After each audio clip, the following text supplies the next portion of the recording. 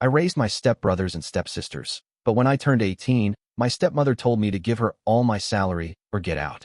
Hello, Reddit. Before I dive into this, can I ask you for a small favor? If you're enjoying these stories, please consider subscribing, liking, and turning on notifications. This channel doesn't get many views, and hardly anyone sticks around till the end. It would mean the world to have your support so we can keep bringing you more stories like this one. Now, here's my story. My name's Savannah, I'm 19, and it's been 5 years since my whole life changed in a way I never saw coming. My mom passed away when I was 14. Cancer, the kind that creeps in quietly and then explodes without warning. She was my best friend, the person who made our house feel like home. After she died, it was just me and my dad, Frank. We weren't perfect. He worked long hours as a contractor, and I was drowning in grief. But we were doing okay, or at least pretending to. Then Donna came along. Dad met her at the community center where he was helping renovate a dance studio. She was volunteering, and they clicked fast. Too fast, if you ask me. Within a year, she'd moved in. I don't remember exactly how I felt back then, just numb, I guess. Still trying to figure out how to live without my mom, and suddenly there's this woman painting over everything with her loud laugh and trendy wine glasses. Donna had 3 kids of her own. Luke was 8, Bella 6, and Milo just 4. They moved in like a storm. Within a week, the living room was covered in Legos. Someone was always crying or yelling, and Donna would just sigh dramatically and say, "This is what a full house looks like."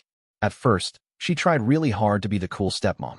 She brought home makeup kits for me, made a big deal out of girl time, and even let me take her car out once for practice driving, which backfired when I accidentally reversed into a mailbox. But honestly, I didn't hate her. Not then. I wanted it to work. I really did. But things started shifting about a year into their marriage. It was subtle at first. My dad would come home late, and Donna would pour him a glass of wine and start venting about her chaotic day while I stood in the kitchen silently doing the dishes. If I said something, she'd laugh like I was being dramatic. If I didn't say anything, I was being moody. There was no winning. My room, which had been the only space that still felt like mine, started shrinking. Literally. Luke and Bella had bunk beds in one room, and Milo had his own, and yet somehow, toys kept migrating into my space. One time I came home to find Milo had drawn all over my mirror with red lipstick. When I got mad, Donna just said, "He's 4, Savannah." It's not like he meant it. I was 17 when I started realizing the whole cool stepmom thing was just for show. She'd put on this sweet, Pinterest mom vibe in public, baking cupcakes for school, organizing family game nights. But when the door shut, her tone changed. If the kids were fighting, it was suddenly my fault because they look up to you and you're setting a bad example. If I stayed in my room to study, I was withdrawing from the family. She once told me, straight-faced, that I was making Luke anxious by not smiling more at dinner. But what really got me was how my dad started drifting. He used to take me to this tiny diner every other Sunday, just the 2 of us, for breakfast. That ended quietly. First it was, "Let's reschedule." Then it just stopped altogether. Donna needed him for something, or one of the kids was sick, or we had to do something as a family.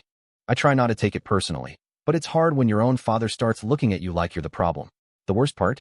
They started using this word. Ours. Our family this, our rules that, like I wasn't part of it. Like I was just a leftover from my dad's old life. Donna would say it casually, like, "In our house, we don't leave dishes in the sink," even though I'd lived there my whole life. Or, "Our kids need structure," when she was talking about sending Luke and Bella to private school, while I got stuck at the overcrowded public high school with no AP classes and mold in the gym lockers. It wasn't just words. It was how decisions were made without me. One day, I came home and my bookshelf was gone. She'd repurposed it for Bella's room. When I asked where my books were, she waved toward a cardboard box in the garage. Not even a heads up. My dad said, "It's just a shelf, Savannah." But it wasn't just a shelf. It was another piece of me getting erased. By the time I graduated high school, I didn't even feel like I lived there. I ate dinner in silence, helped with chores no one acknowledged, and escaped to the library or my friend Emma's house whenever I could. I applied to local community college just to have a reason to get out, and even then, Donna acted like it was a burden. "Oh, I guess we'll need to adjust our schedule around your classes now." That fall, I started sleeping more at Emma's. Her mom got it. She kept snacks in the cupboard for me and never asked too many questions. My dad noticed, but barely said anything. Maybe he didn't want to admit how bad it had gotten. Maybe he just didn't care. Then came the breaking point. Last Christmas, Donna decided we were doing a family matching pajama photo shoot. She bought these ridiculous red and green onesies with snowflakes on them for everyone. Everyone but me. When I asked if mine had gotten lost, she said, "Oh, I didn't think you'd want to be in it. You're always so distant. They took the photo without me, posted it on Facebook with the caption, "So blessed with this beautiful, blended family." I stared at it for a full minute. I wasn't even in the background. I'd been in my room upstairs, alone, watching The Office reruns and eating leftover Chinese takeout while they smiled for the camera like I didn't exist. That was when I knew I was done trying. I found a roommate through a student housing board and moved out in February. Small apartment, ugly carpet, broken heater, but it was mine. I brought my books, my guitar, a cheap lamp from Target, and I set up my space the way I wanted. Quiet, clean, no baby toys, no fake smiles. My dad called once, just once, said he missed me, asked when I'd come by to see the family. I said I was busy, and I haven't been back since. It didn't take long after the wedding for the dynamic to shift. At first, it was subtle. Donna would ask, "Savannah, could you keep an eye on the kids for a bit while I run to the store? Or, would you mind putting Milo down for a nap? He just responds better to you." I didn't think much of it. I figured helping out here, and there was just part of being in a new family. But the here and there turned into every single day, and helping turned into full-blown parenting. Somewhere between my sophomore year of high school and graduation, I became the unpaid nanny. No, scratch that. I was the nanny, housekeeper, cook, tutor, and whatever else Donna needed me to be so she could have her me time. She started leaving me little to-do lists in loopy handwriting on the kitchen counter. They'd start with, "Hey, sweetie," like it was a cute note, then launch into bullet points. Fold laundry, vacuum downstairs, pack lunches for tomorrow, give Luke a bath, make sure Bella finishes her reading log, don't forget Milo's allergy meds, and could you also prep dinner? Mommy's got a hair appointment. The first time I confronted her about it, she laughed and said, "Come on, it's not a big deal. You're so good with them. Honestly, they adore you." Then she'd go right back to scrolling TikTok videos or FaceTiming her sister to talk about new yoga mats. She was always too busy with something that had nothing to do with the house. Meanwhile, I was burning pasta on the stove while Bella cried over math homework and Milo drew on the walls with markers no one ever bothered to put away. I remember one day in particular, finals week my junior year. I had a history paper due at midnight, and I was already behind because I'd spent the whole weekend watching the kids while Donna went on a mental health retreat that turned out to be a spa weekend with her best friend. That Monday night, I got home from school and there was a new list waiting. It was 3 sticky notes long. I stared at it, then at Donna, who was lying on the couch with a face mask on and a glass of white wine in her hand. "Donna," I said, holding up the stack of notes, "I have 2 finals tomorrow. I need to study." She didn't even take off her mask, just mumbled, "Frank said we're a team now. It's called family camaraderie." That phrase became a joke in my head, family camaraderie, like it was some warm, fuzzy thing. But to me, it just meant I was expected to do all the grunt work while Donna got her nails done and posted Instagram stories of avocado toast and cozy family life. Frank wasn't any help either.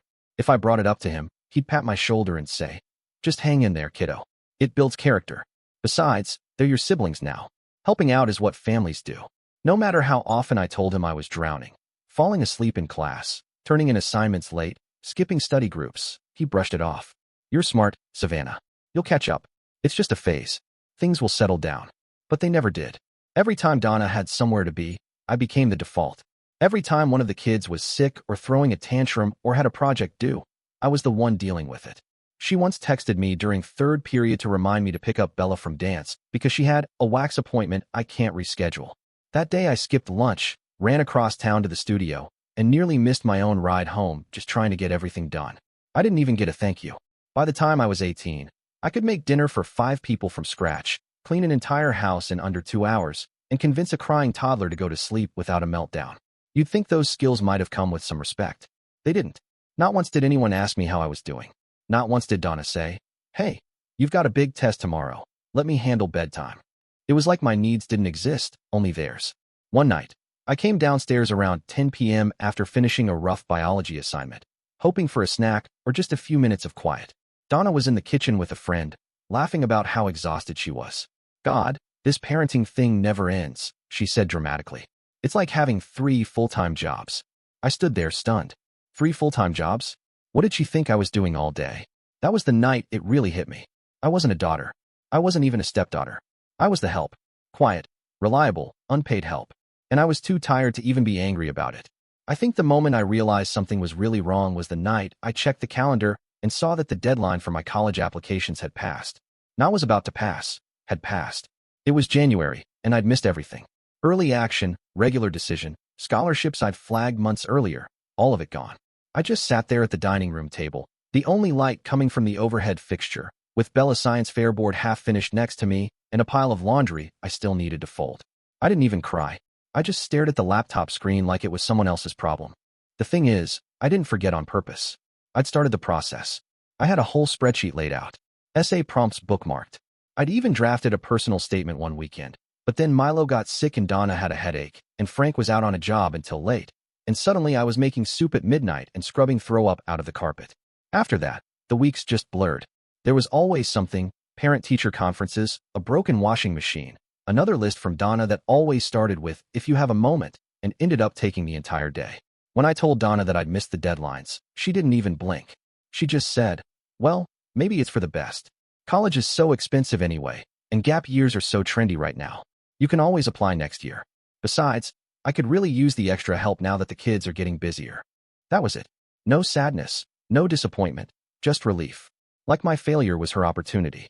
And Frank, when I brought it up, he nodded and said, "Might be good to get some real-world experience before jumping into more school. You'll thank us later." As if my whole life plan had just been an inconvenience they were glad to see vanish.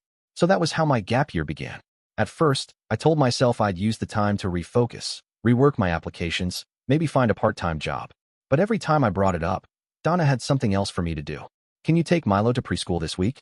I have a lash appointment. Bella needs help with her costume for the school play. Luke's been falling behind in math, and tutoring is so expensive." She always said it sweetly, like we were just figuring things out together, but it was clear that as long as I was in that house, I wasn't going anywhere. Eventually, she stopped asking. She just expected. There were no more "if you have time" notes. The responsibilities just landed in my lap every morning. Some days I'd wake up to find one of the kids in my bed because they had a nightmare and Donna was too tired to get up. Other days I'd come downstairs and find out I was in charge of dinner for a group of Frank's coworkers because Donna forgot to mention they were coming over. My name wasn't even on the utility bills, but I was cooking 3-course meals for adults who barely remembered I lived there. I tried looking for jobs. I'd sneak onto the computer in the middle of the night, scrolling through listings for baristas and cashiers and dog walkers, anything to earn money and carve out some independence. But then Donna started making passive-aggressive comments. "Just make sure whatever you do, it doesn't interfere with the family schedule." Or, "Are you sure you want to stretch yourself too thin?" The irony of that one almost made me laugh. By the summer, I had stopped trying. I wasn't in school. I wasn't working. I wasn't doing anything except taking care of other people's lives while mine stood completely still. I started waking up tired no matter how long I slept. I stopped changing out of my pajamas some days, because what was the point? My world had become the walls of that house and the endless cycle of chores, noise, and being invisible unless someone needed something. And everyone needed something. Frank didn't see a problem. He'd walk in after work, kiss Donna, pat me on the shoulder like I was a reliable appliance, and then disappear into his study. He never noticed that I hadn't left the house in 3 days or that I'd stopped asking about reapplying to college. Donna, on the other hand, noticed everything, but only when it affected her. If I didn't get to the groceries, she'd huff and say, "I guess I'll just do everything myself." If I forgot to move the laundry, she'd say, "I thought you were home all day?" But when I was exhausted and silent at dinner, nobody said a word. One night, I caught a glimpse of myself in the hallway mirror. I didn't even recognize the girl staring back. Hair pulled back in a messy bun, sweatpants stained with juice from Milo's cup, eyes hollow. I looked like someone's tired wife. Only I wasn't a wife. I wasn't even living my own life. I was a placeholder, an unpaid, full-time, live-in stand-in for the mother of children who weren't mine. That's the part that stung the most. I was 19. I should have been figuring out who I was, not running someone else's household. I didn't have friends anymore. I couldn't go anywhere without arranging childcare first. I didn't even know if I liked the person I was turning into, because there was never any space left in the day to be a person at all. I wasn't their daughter. I wasn't a student. I wasn't employed. I was just there. Always there. Every day, doing what no one else wanted to do. And the longer I stayed, the harder it became to remember that I ever had dreams of my own. Every night feels the same, like someone hit copy and paste on my life and forgot to stop. I wake up early, earlier than everyone else, because someone has to make breakfast, pack lunches, and make sure Milo doesn't go to school with toothpaste in his hair. The house is always quiet at first, just me and the sound of the dishwasher humming from the night before. I start the day by boiling water for coffee I don't even get to finish, and frying eggs that will end up half-eaten and smeared into the table by a 4-year-old who thinks breakfast is optional. By the time the kids are awake, the chaos begins. Luke forgets his homework. Bella's having a meltdown because her favorite tights are in the laundry. Milo refuses to wear his shoes. Donna breezes in last minute, tossing her hair into a bun and saying she has a yoga class or an errand that will conveniently keep her out of the house until just before dinner. Sometimes Frank is there, but even when he is, he might as well not be. He drinks his coffee, reads the news, gives a tired nod, and leaves. Once the school drop-off is done, it's just me and the house. I vacuum. I scrub. I rotate laundry and wipe smudges off the fridge. The silence isn't peaceful, it's just heavy. Like the walls are always waiting for me to get to the next thing. I make beds I didn't sleep in. I clean a bathroom that looks like a war zone. I check the fridge and start mentally prepping for dinner. By noon, it already feels like I've lived an entire day. The only part of the week I look forward to is the few hours I get to spend at the bookstore. It's this tiny shop on the edge of downtown, tucked between a florist and an old tailor who barely speaks. The owner, Mark, is this soft-spoken guy who mostly leaves me alone unless there's something to shelve or a shipment to unpack. It's not glamorous, but I like it. The smell of paper, the calm hum of people browsing, the way no one there expects anything from me beyond being polite and doing my job. I started putting aside a little money from my paychecks, small bills stuffed into an envelope hidden in the back of a drawer under my bed. I don't even count it anymore. I just know it's there, growing slowly, like a tiny anchor of hope that maybe one day I'll have enough to leave. I don't tell anyone about it, especially not Donna. She still talks like my life is permanently tied to hers, like I belong here, helping raise her family. Like my future stopped the moment she moved in. The hardest part, honestly, has been losing my friends. At first, they tried. Emma used to text me about study groups and movie nights. Rachel invited me to her birthday dinner, even sent me a picture of the menu because she knew I'd love the dessert. I missed all of it. Not because I didn't want to go, but because I couldn't. There was always something. Milo had a fever, Donna needed help with errands, Luke had a meltdown before bed. Every time I said, I can't make it, I could feel the distance growing. Eventually, they stopped asking. I get it. No one wants to hear the same excuse over and over again. They moved on, and I stayed still. Stuck in a house where I cook meals I never get to enjoy hot, clean up after people who don't say thank you, and fall asleep to the sound of a washing machine spinning in the background. Some nights, after everyone's asleep, I just sit on the couch and stare at nothing. Not even tired, just empty. Like I've run out of versions of myself to give away. This isn't what I pictured when I imagined adulthood. I thought I'd be meeting people, studying, making mistakes that belong to me. Instead, I'm living a life that feels borrowed. A role I never auditioned for, but somehow ended up stuck in. And every night, as I turn off the lights, wipe the last dish, and head upstairs in the dark, I ask myself the same thing. How did I get here? And how much longer until I can leave? Jamie was the only one who didn't give up on me. Everyone else faded away after months of unanswered texts and last-minute cancellations, but not her. She kept reaching out even when I had nothing to offer back. She never made me feel guilty, never pressured me, just sent messages like, thinking of you, or let me know if you need a break. Sometimes I'd read them late at night, curled up on the floor of my room while the house slept, and I'd cry just because someone out there still remembered I existed. One afternoon, she decided she was done waiting for me to be free.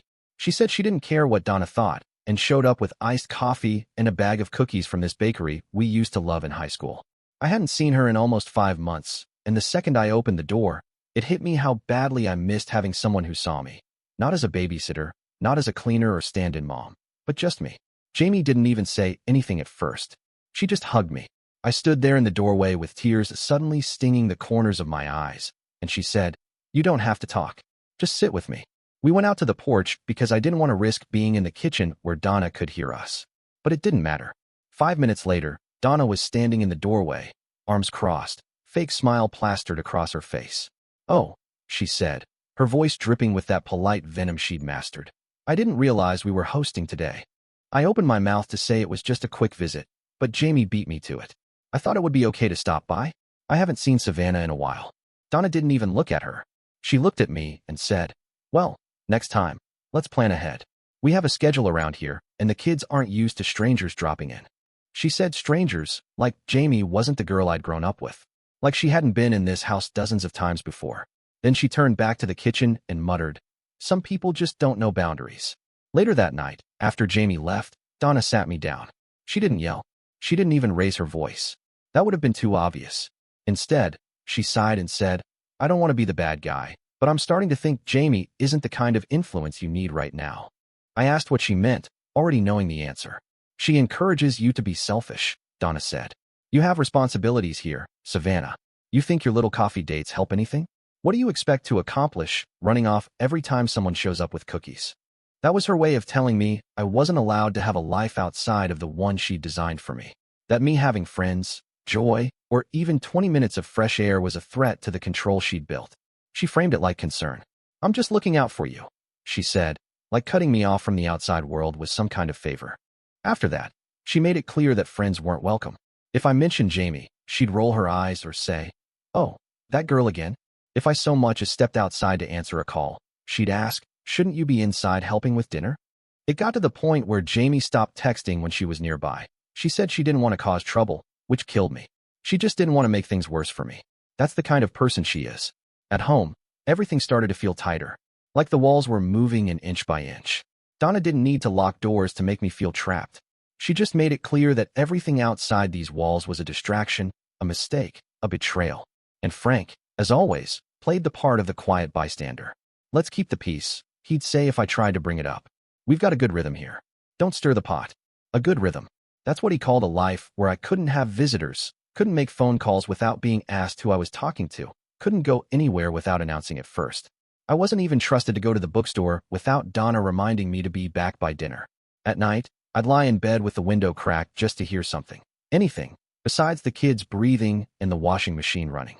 Sometimes a car would pass, or I'd hear voices from the street, and I'd imagine I was out there, walking somewhere with no one waiting to pull me back.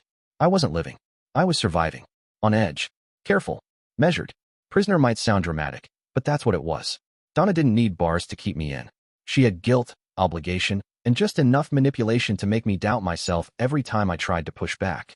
And somehow, the worst part wasn't that I was stuck. It was how normal it started to feel. When I finally landed a steady office job, I thought maybe, just maybe, things were starting to turn around. It wasn't glamorous or anything, just a data entry position at a small logistics firm about 20 minutes from the house, but it came with a regular paycheck, a desk with my name on it, and a reason to get dressed and leave the house 5 days a week. For the first time in years, I had somewhere to be that didn't involve juice boxes, school drop-offs, or cleaning someone else's mess. I didn't tell anyone about the job right away. I was afraid if I said it out loud, it might disappear. But of course, Donna found out. I must have left a pay stub in my bag or left an email open one night. She didn't say anything at first, just gave me one of those long, knowing looks when I came home late and said I was working overtime. I should have known something was brewing. The bomb dropped over dinner, like it was just another casual topic. We were all at the table, Frank, Donna, the kids, and me. Bella was telling some story about a class pet. Milo was eating spaghetti with his hands, and Donna, completely calm, says, "Now that Savannah has a real job, she'll be contributing to the household like an adult." I looked up, fork halfway to my mouth. She smiled across the table. $250 a month. That's reasonable, don't you think? Rent, groceries, utilities, basic stuff. You're not a kid anymore. The room went quiet for a second, except for the sound of Luke slurping his drink. I just stared at her. I wasn't sure if I heard her right. $250? For what? The bed I barely slept in because I was always up late folding laundry? The food I usually cooked?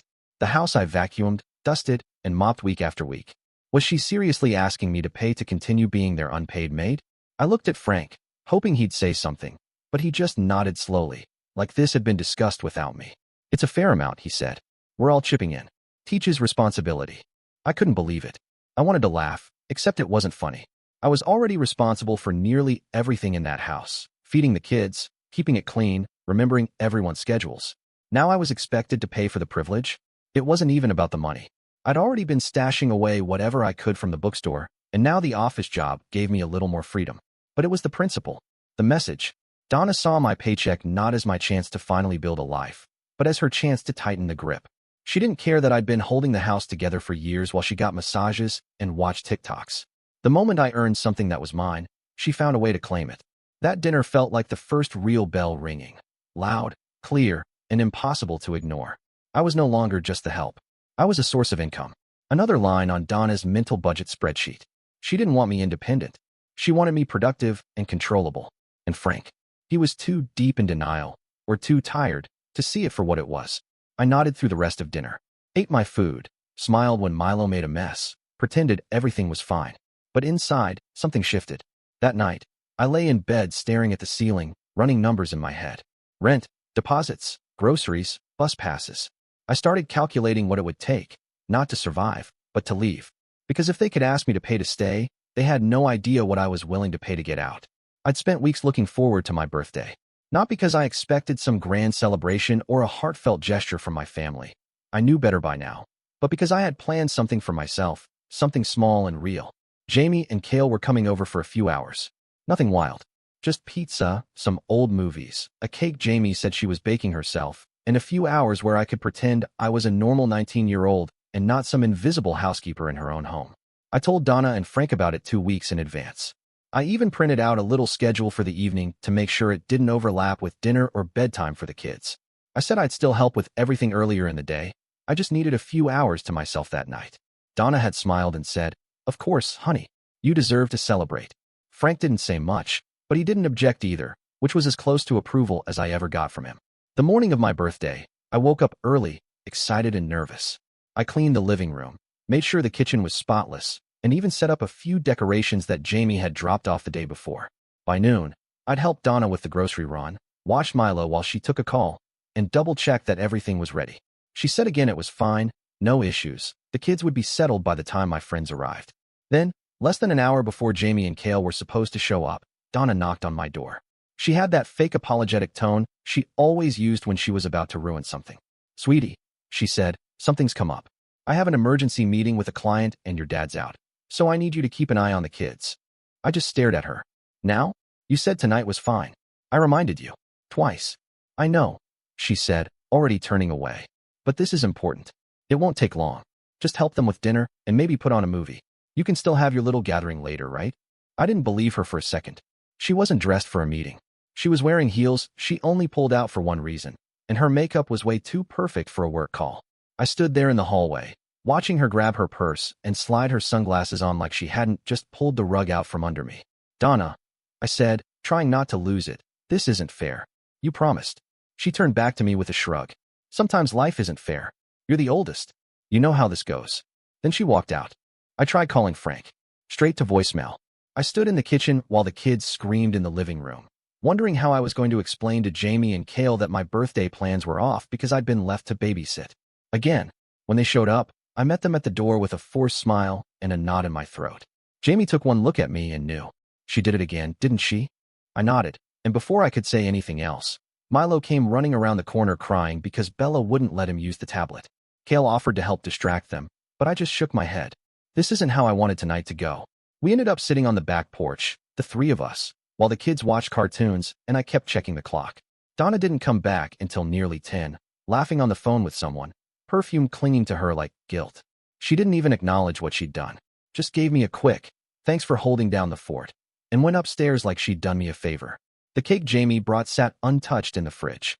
The decorations I hung earlier were still up, drooping under their own weight. No candles. No singing. No moment to call mine. That night, after Jamie and Kale left, I sat alone in the kitchen, the house finally quiet, and realized something I couldn't unhear. They didn't forget my birthday. They ruined it on purpose. Jamie knew me too well. She saw it in my face the second Donna claimed she had an emergency meeting. I didn't even have to say it out loud. There was no meeting, and we both knew it. I was still pacing the kitchen when Jamie pulled out her phone and whispered to Kale, "She's lying.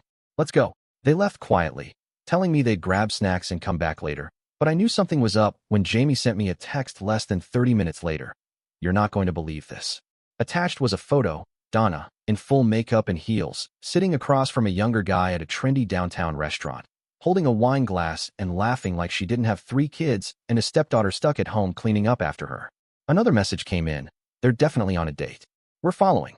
I was in the living room trying to get Milo to stop throwing blocks at the TV, my stomach twisting in knots as I kept refreshing the messages.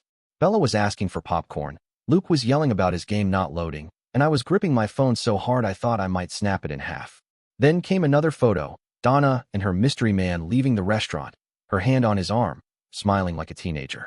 5 minutes later, they just walked into a hotel lobby. That was it. I stood in the middle of the living room, surrounded by chaos, the glow of the TV flickering off a half-finished birthday cake still sitting on the counter, and I realized I wasn't even shocked. I was furious, but not surprised. She hadn't just lied. She deliberately sabotaged the one night that was supposed to be mine. She left me here like I was some live-in help, like I didn't have a life. like my time and feelings were disposable. But somewhere in the middle of that rage, something else clicked. This wasn't just another betrayal. It was proof. It was leverage. It was a window. If she could lie so easily and disappear without hesitation, then she wasn't paying attention. She wasn't worried about me anymore. And that meant I had space to move, to plan, to leave. She thought I was too busy chasing toddlers and folding laundry to notice. But I noticed, and I wasn't going to waste this chance. I texted Jamie, "Don't let them see you. Just keep eyes on her. I've got an idea." I didn't say a word to Frank when he got home later that night. He walked through the door with his usual tired sigh, set his keys on the table, and asked how the kids were. I said they were fine. I didn't mention that Donna had left me alone on my birthday, or that she was currently somewhere in a hotel room with a guy who wasn't her husband. I just nodded, cleared plates off the table, and told him Bella needed help with her reading log. I wasn't keeping quiet because I was scared. I was keeping quiet because I wanted to give Donna the chance to lie to my face. While she was off living whatever double life she'd crafted, I spent the rest of the evening compiling everything. Jamie had already sent me the photos from the restaurant and the video she and Kale took from across the street. Donna clinking glasses with some guy I didn't recognize, touching his arm, laughing like she didn't have a single care in the world. I saved every file to a new folder on my drive, labeled it something boring, Tax Docs 2020, and then backed it up to 2 different email accounts, just in case. The best part was the geolocation data.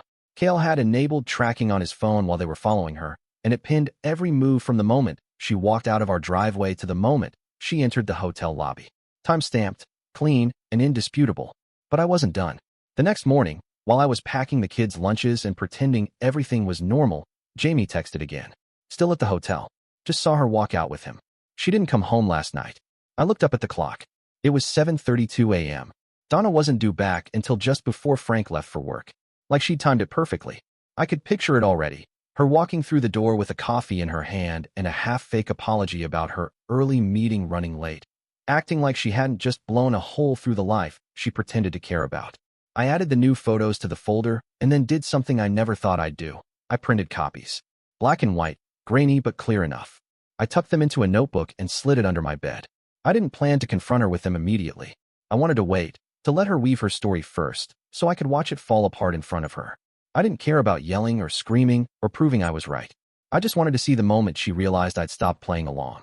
That morning, while the house stirred awake and the kids argued about cereal, I smiled for the first time in weeks. Donna had no idea what was coming. And for once, I had control. Donna came home just after 8, walking through the front door like nothing had happened, still wearing the same tight-fitting green dress she'd left in the day before. Her hair was a little messy, her makeup smudged under her eyes, and she smelled like expensive perfume mixed with stale cologne and a hotel air freshener. She didn't look tired. She looked worn, like someone who'd had a good night and was trying to put herself back together fast enough to slip back into her role before anyone noticed the pieces didn't fit anymore. She saw me sitting at the kitchen table, flipping through the mail I wasn't actually reading, and gave me a tight smile. "Morning," she said, trying to sound breezy. "Sorry I missed your party last night. The meeting ran really late." I didn't answer her, just raised my eyebrows and nodded slowly, like I believed her, then looked past her toward Frank, who was coming down the hall buttoning his shirt. He glanced toward us, completely unaware that his life was about to change in a way that couldn't be taken back. I stood up, walked over to the counter, and picked up my phone. "Hey, Dad," I said, handing it to him. "Can you take a look at something?" He blinked, caught off guard, and took it from me. I had the photo already open, the one Jamie had sent early that morning, time-stamped at 7:06 a.m. Donna, standing outside the hotel with that same man, her heels in her hand, laughing with her head tilted back like she didn't have a single thing to hide. As he looked at it, I sent a text to his number from my own phone. The message popped up a second later right over the photo. "Think about who is really cheating on you." He stared at the screen. Didn't say anything. His face didn't change at first. Just this blank, stunned look, like his brain hadn't caught up to what his eyes were seeing. Then his shoulders slumped, just slightly, and his mouth opened like he was about to say something, but nothing came out. Donna was still behind him, rifling through the mail I'd already sorted, pretending everything was normal. I didn't move. I didn't speak. Frank looked at me, then at the photo again, then slowly turned to look at her. And just like that, the silence in the room changed. It wasn't awkward or tense. It was loaded, heavy, final. He knew, and she had no idea. Not yet. It only took Frank about 5 more seconds to ask the question. "Where were you last night, Donna?" She looked up from the mail, confused for a split second, like she hadn't even registered what he said. Then she saw his face, saw the phone in his hand. And everything changed. Her expression tightened, her eyes narrowed, and without missing a beat, she launched into the first lie she could grab. I told you, I had a client meeting. It ran late. You knew that. Frank didn't say a word. He just held up the phone with the photo still open. That was when the dam burst. No, she snapped, her voice rising fast. No, this is ridiculous. Who sent that? Was it Savannah? Is that what this is? Her face flushed red, and her voice jumped an octave. You think I'm cheating on you because of some blurry photo your daughter pulled off the internet? Frank didn't even blink. He didn't need to. You're going to let her manipulate you like this? Donna shouted. She's been trying to tear this family apart for years. She's jealous. She hates me. She wants you to think I'm some kind of monster. You are, I said quietly, not moving from my spot near the kitchen table. That set her off. She spun toward me like she wanted to throw something, pointing her finger and shaking like she was the victim in all this. You little brat. After everything I've done for you, I gave you a home, I gave you structure. You gave me chores and lies, I said. And now you've been caught. Frank finally spoke. Who is he, Donna? She stuttered. Her voice cracked. It was nothing. Just a dinner. A friend. I didn't spend the night. We have pictures from this morning, I said flatly. That was it. The gloves came off. She started screaming, saying it was none of my business, that I was always meddling, that she had sacrificed everything for this family, and we were trying to crucify her for one little mistake. She paced the kitchen, flinging words like knives, calling Frank weak and me a snake. Her voice kept rising, her hair fell into her face, and her mascara from the night before had started to run again. Frank just stood there, silent, watching, and that silence broke her more than anything else. Say something, she screamed at him. Are you really going to believe her over me? Your wife. He didn't respond. She grabbed her purse from the counter, flung it over her shoulder, and knocked over a chair in the process. I'm not going to sit here and be humiliated like this. None of us stopped her.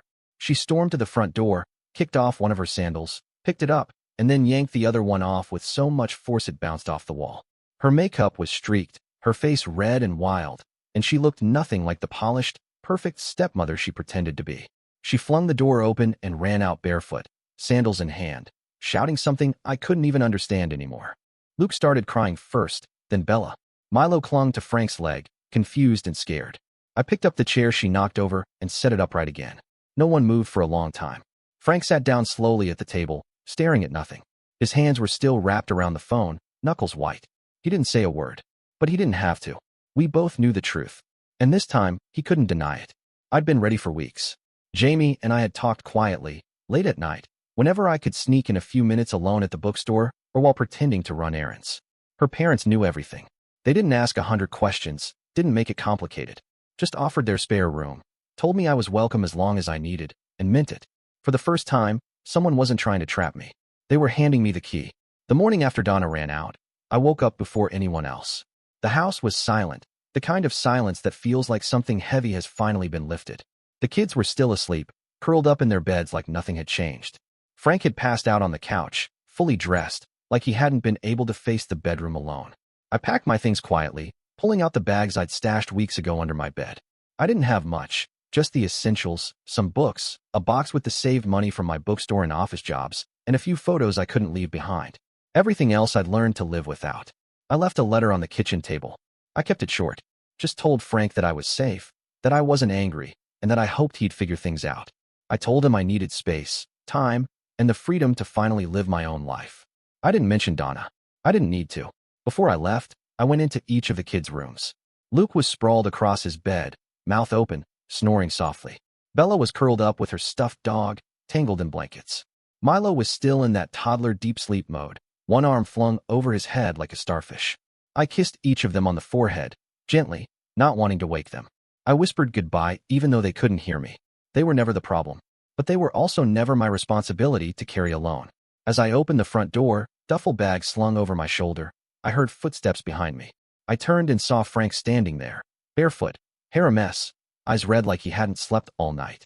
He didn't say anything at first, just looked at me, then at the bag, then back at me. I figured you were leaving, he said quietly. I nodded. He walked up to me, pulled me into a hug without asking, and held me for a long time. Not rushed, not awkward, just steady. The kind of hug you give when words aren't enough. When he finally let go, he looked me in the eye and said, I'm proud of you. That was it. I stepped outside, closed the door behind me, and walked toward Jamie's car waiting at the end of the drive. No more babysitting. No more fake smiles. No more begging to be seen. Just me, a packed bag, and the life I was finally ready to live. When Jamie opened the front door, she didn't say anything right away. She just pulled me into this huge, warm hug, the kind that says everything without needing words. Kale was right behind her, grinning like we'd just won something, like I'd crossed a finish line. And maybe I had. Jamie's mom came into the hallway, wiping her hands on a dish towel, and gave me this look. Not pity, not curiosity, just soft understanding. She told me dinner was almost ready and that my room was upstairs, already made up with fresh sheets and new bedding she picked out, just for a clean start. I almost cried right there. The room wasn't big. The walls were a faded yellow, and the bed creaked a little when I sat down, but it was perfect. The sheets smelled like lavender, and there was a little note on the pillow from Jamie. You did it. I ran my hand across the comforter, stared out the small window overlooking the backyard, and felt something I hadn't felt in years, like I was allowed to exist just for myself. Not as someone's emergency babysitter or fallback cook or live-in maid. Just Savannah. Just me. At dinner, Jamie's mom made roast chicken with mashed potatoes and green beans, and the table was filled with conversation that didn't revolve around chores or guilt. They asked about my job, about books I liked, about what kind of tea I preferred in the morning. Nothing big, but it was the kind of small talk that felt like care. Real care. I couldn't remember the last time anyone had asked me how I was without expecting something in return. After we ate, Jamie showed me where the towels were, gave me extra chargers, and even handed me a basket with shampoo and a new toothbrush. Just in case you forgot anything, she said, even though we both knew I hadn't. It wasn't about the stuff. It was about being thought of, anticipated, cared for. That night, I lay in bed in the dark, the soft hum of the ceiling fan above me, and I didn't feel tense or alert. My shoulders weren't tight. My thoughts weren't racing. For the first time in what felt like forever, I wasn't dreading the morning. I didn't have a to-do list running in the back of my mind. I didn't have to listen for crying kids or fake cheerfulness around Donna. I just lay there, wrapped in clean sheets, feeling safe and still. And I slept. Deep, dreamless, peaceful sleep. Not like someone trying to escape a life, but like someone who finally has one of their own. What about you, Reddit? Have you ever walked out of a place that made you feel small and realized too late just how long you've been shrinking? I'm finally starting to feel full size again. It started 2 days after I left. The first message was just one line. So this is how you repay everything I've done for you? I stared at it on my phone for a few seconds, not sure whether to laugh or throw the thing across the room. Then came the next one, and the next, and by the end of the day, I'd gotten 16 texts, 2 missed calls, and a voicemail so full of rage it was almost incoherent. Donna didn't even try to pretend. She went straight from guilt-tripping to name-calling in under a minute. One message would say, I hope you're proud of yourself, walking out like some kind of martyr, and the next would say, the kids miss you. Luke cried himself to sleep. You're heartless. Then it was, Frank is falling apart, and it's all your fault. And a few hours later, come home, and we'll figure it out. You belong here. She couldn't decide if I was the villain or the savior. But either way, she expected me to come crawling back. When that didn't happen, she got nastier. She accused me of turning Frank against her, said I'd stolen his affection, whatever that was supposed to mean. She said I'd manipulated the kids, poisoned them, against her, even though I hadn't seen or spoken to them since the day I left. Then she threatened to send the police if I didn't return what belonged to the household, though she never said what that even was. The vacuum? A set of measuring cups? Jamie read over the text with me, sitting on the edge of my bed while I scrolled through them. She's unhinged, she said, and she's not going to stop. Jamie's parents didn't hesitate. They offered to help me talk to someone, and 2 days later, I was sitting in a quiet office with a lawyer who actually listened. I handed over screenshots, voicemails, and every single bizarre, manipulative message Donna had sent. We organized them into folders by tone, begging, threats, insults, because, yes, she had gone through all 3 like clockwork, over and over again. The lawyer was calm, professional. She told me I was doing the right thing by documenting everything and not responding. She said the most important thing now was keeping a clean record and maintaining distance. And if it escalated, we'd be ready. It felt strange, sitting there with folders of proof, seeing my life broken down into texts and timestamps. But it also felt grounding, like I wasn't crazy, like everything I'd lived through wasn't just in my head. Donna was doing now, in writing, what she'd done for years in quiet glances and behind closed doors, twisting, blaming, controlling. But this time, I had people in my corner. And this time, I wasn't going to let her pull me back in. Have you ever had someone try to rewrite everything after you finally escaped them? How did you keep your boundaries from slipping? I'm doing everything I can to hold mine firm. The quiet hit me first. Not the kind of silence that comes from being ignored or pushed aside, but the kind that settles in your chest when no one's yelling your name from down the hall, no one's handing you a list of things to do, and no one's watching the clock to make sure you're always available. Just peace. Actual, still boring peace. And I loved it. With Jamie's family's support, I finally applied to college. It felt surreal at first, filling out applications that didn't feel like a joke, writing essays without being interrupted every 5 minutes, actually thinking about my future like it was something I was allowed to have. When I got the acceptance email, I just sat there and stared at the screen for a while. It didn't feel real. Then I started to cry, not because I was sad, but because I had finally taken back a piece of the life I thought I'd lost forever. I also found a new job. Real, official, on paper. It's at a small office downtown that handles marketing for local businesses. The hours are flexible, the atmosphere is laid back, and my boss actually talks to me like I'm a human being, not free labor. The first time he thanked me for staying late to finish a project, I didn't even know what to say. I wasn't used to being seen, let alone appreciated. Every day I go there, I remember what it feels like to be part of something that doesn't drain the life out of me. Frank and I are talking again. Slowly, carefully. He calls once a week, sometimes more. The first few conversations were awkward. He'd ask how work was. I'd give short answers, and we'd sit in silence for a while. But it's getting easier. He says he's sorry, that he didn't see what was happening, that he was too tired or too trusting or just too blind. I don't say much back yet. I'm not ready to forgive everything, but I haven't shut the door either. I think he knows that. What's strange is how much space I have now in my head. Without Donna in it, without the constant tension of tiptoeing around someone else's moods, I can actually hear myself think. I'm learning what I like again, what kind of music, what kind of food, what I want to wear, who I want to be around. I don't jump every time my phone buzzes. I don't brace for impact every time someone knocks on a door. I'm not scared of my own house, or of being happy. I'm just living. And for the first time in a long time, that's enough. So tell me, what would you have done in my shoes? Have you ever had to pull yourself out of something that felt like it was swallowing you whole? Would you have left the same way I did, or stayed and tried to fix it? I'd love to hear your take, your stories, your opinions. It's taken me a long time to get here, but I know I'm not the only one.